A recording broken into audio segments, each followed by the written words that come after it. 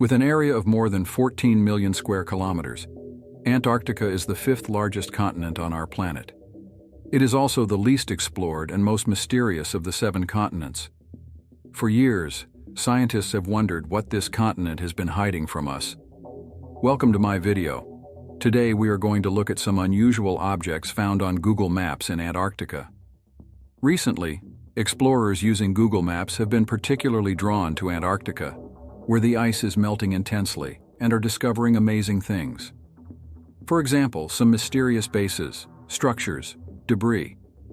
By the way, I will leave all the coordinates from this video in the description below the video. In appearance, this object resembles a large spotlight that emits a thick but short beam of white light. At maximum proximity, the object can even be considered to have something like open petals, like a flower.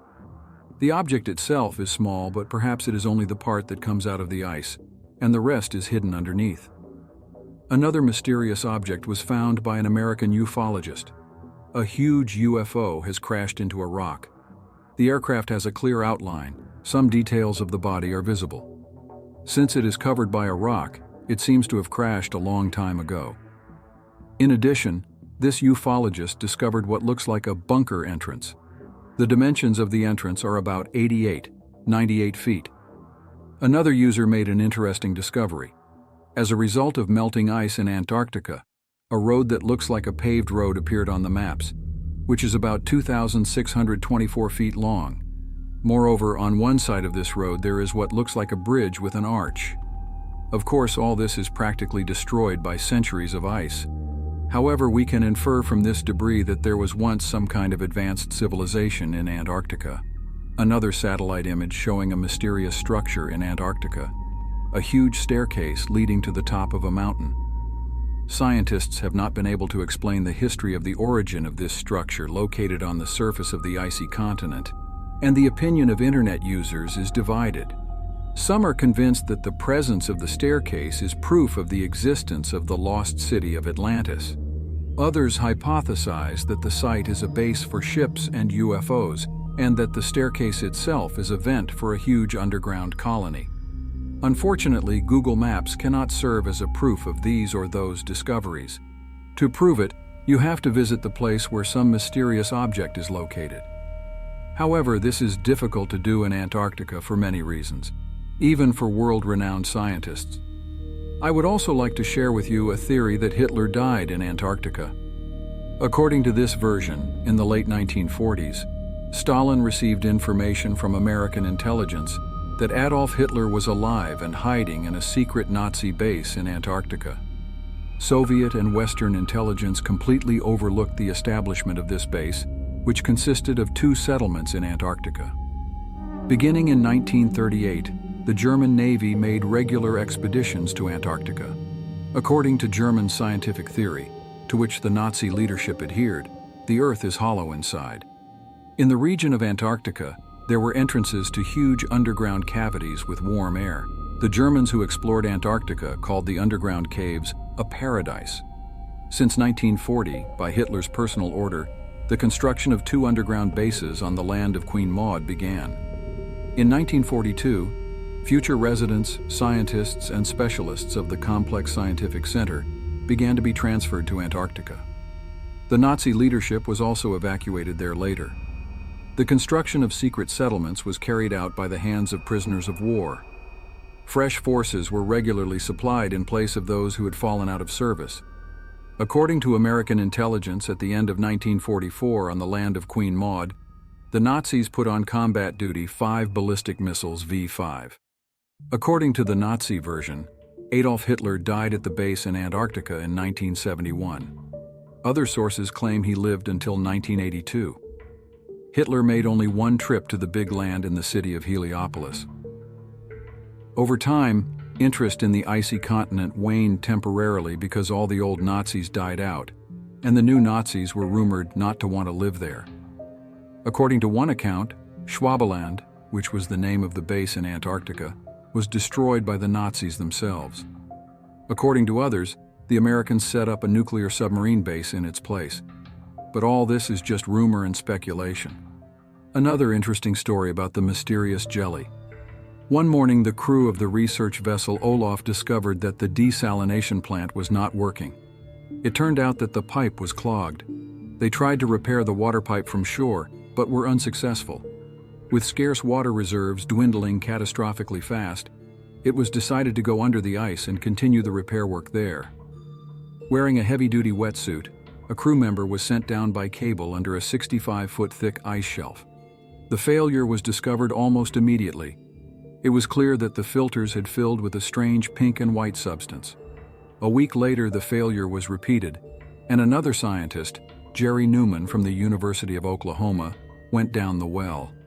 As time passed, no one signaled from under the ice. With limited oxygen in the tank, the team sounded the alarm. With each passing minute, the chances of rescuing the scientist were dwindling. The team recalls with horror what happened next. A professional diver sent to help found a severed cable. Newman was found about 200 feet from the cable.